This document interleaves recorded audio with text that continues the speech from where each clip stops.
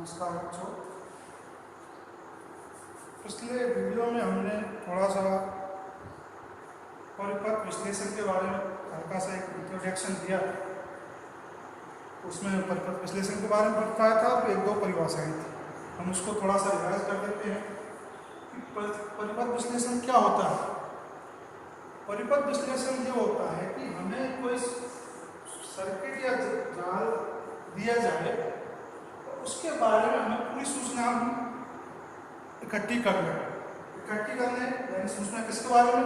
उसमें प्रवाहित धारा के बारे में, धारा का मान क्या है, धारा की दिशा क्या है, हर एलिमेंट में धारा की दिशा क्या है, उसका मान क्या है, उनके बीच में उसके एलिमेंट के सिरों पर कितना विभव है, उनमें कितना अंतर है, या फिर इस जो बैटरी लगी हुई है उनको कितना प्रतिरोध वो फील कर रही है, कितना प्रतिरोध उन पर लागू हो रहा है। दूसरी बात, जैसे इसमें हमने दो बैटरियां लगाई है, एक B1 है, एक B2 है। अब हम इसका ये भी हमें एनालिसिस पता होना चाहिए कि इस बैटरी का किसी भी ब्रांच पर कितना प्रभाव है, जैसे Z3 पर B1 के कारण कितनी धारा प्रवाहित हो रही है, ये भी हमें उसमें पता होना चाहिए।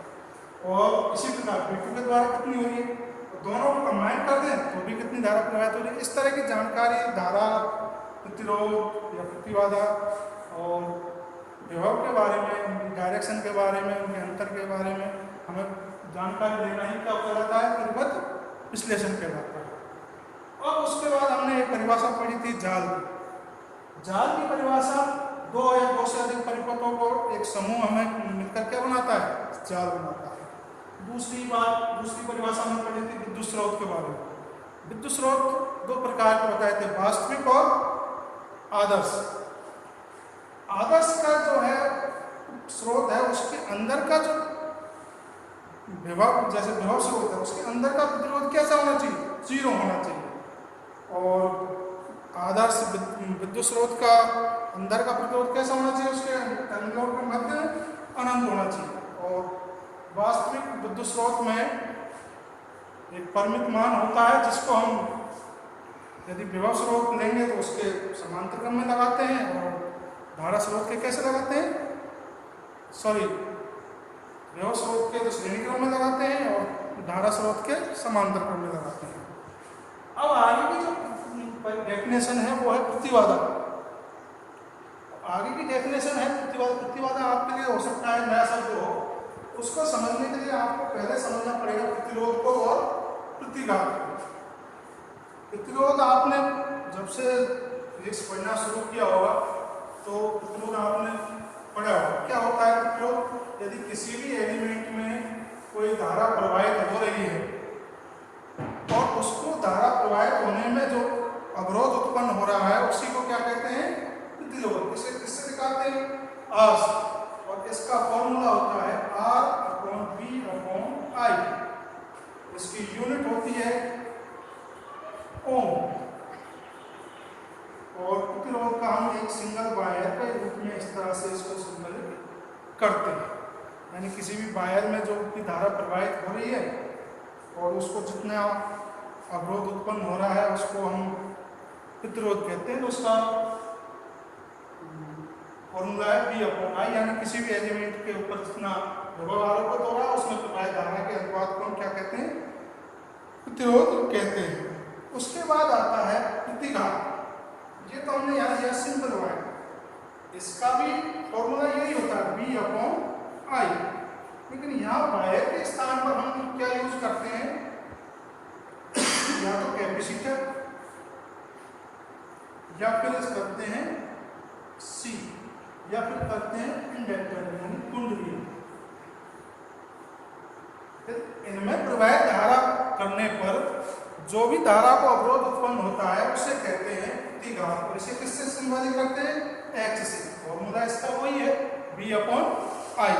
यूनिट इसकी वही है, यूनिट है इसकी ओम। यूनिट क्या है इसकी? ओम है। अब दोनों में अंतर क्या है? इसमें हम यूज करते हैं simple wire. Simple wire use किया और उसमें जो भी हम धारा का विभव का अनुपात है उसको क्या कह दिया? प्रतिरोध। अब इसमें हम यूज कर रहे हैं कैपेसिटर। और कैपेसिटर की जो प्रतिघात है वो होती है 1/ओमेगा c। ओमेगा की वैल्यू होती है 2πf, frequency of light current. L की omega L, L C capacity of inductor capacitor की है और एल इंडक्टर का इंडक्टेंस है। इसके लिए भी ओमेगा क्या रहेगा 2πf। ठीक है, तो यदि हम सर्किट में इंडक्टर यूज कर रहे हैं, कैपेसिटर यूज कर रहे हैं, तो करंट पर उत्पन्न होने वाला अवरोध क्या कहलाता है? प्रतिघात कहलाता है। अब इसमें हम थोड़ा सा और इसको आपको डिटेल में बताएं। यदि हम एसी और डीसी करंट के बारे में आप जानते हैं, एसी करंट में के लिए एफ जो भी वैल्यू होती है, जैसे हमारे घरों में 50 के लगभग आता है उसका 50, और डीसी का फ्रीक्वेंसी आती है 0। डीसी की फ्रीक्वेंसी कितनी आती है? 0। अब जरा यहाँ देखना, यदि हम कैपेसिटर में एसी प्रोवाइड करेंगे 2πfc, तो उसके लिए कुछ ना कुछ प्रतिघात की वैल्यू आती है। जैसा कैपेसिटर यूज करेंगे उसके लिए उतना ही प्रतिघात की वैल्यू आएगी। यदि हम उसमें प्रोवाइड करें डीसी, इसी कैपेसिटर में से हम डीसी प्रोवाइड करें तो 2πfc, f का मान होता है डीसी के लिए 0। तो डीसी के लिए जब f का मान 0 होगा तो इसके लिए प्रतिघात कितना हो जाएगा? जी, प्रतिघात का वैल्यू आएगा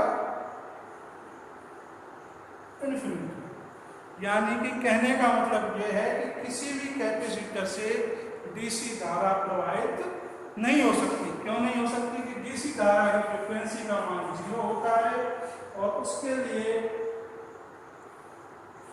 कैपेसिटर के प्रतिघात का सूत्र है 2πfc।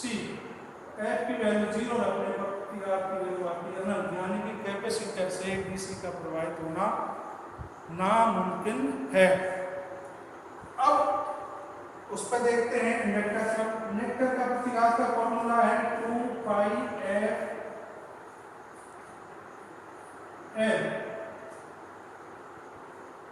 एसी के लिए एफ की वैल्यू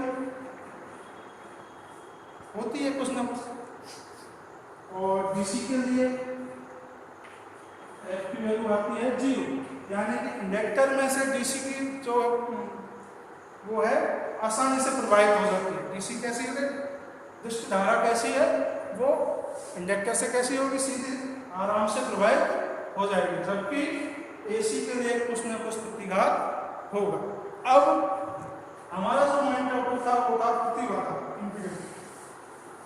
प्रतिबाधा का भी मात्रक और फॉर्मूला वही है। प्रतिबाधा का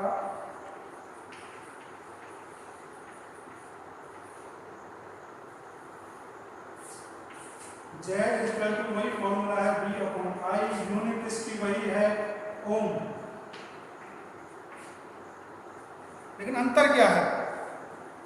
इसमें अंतर था कि सीधा वायर यूज कर रहे थे, इसमें कैपेसिटर और इंडक्टर यूज कर रहे थे। यदि हम तीनों का कॉम्बिनेशन बनाएं, तो ये दो जब मिलाकर तीनों, तो जो प्रतिबाधा या जो अवरोध उत्पन्न होगा वो कहलाएगा हमारा प्रतिबाधा। यानी कि या तो हम R यूज करें या C यूज करें तो ये प्रतिबाधा उत्पन्न करेगी, R यूज करें या L यूज करें तो ये प्रतिबाधा उत्पन्न करेगा।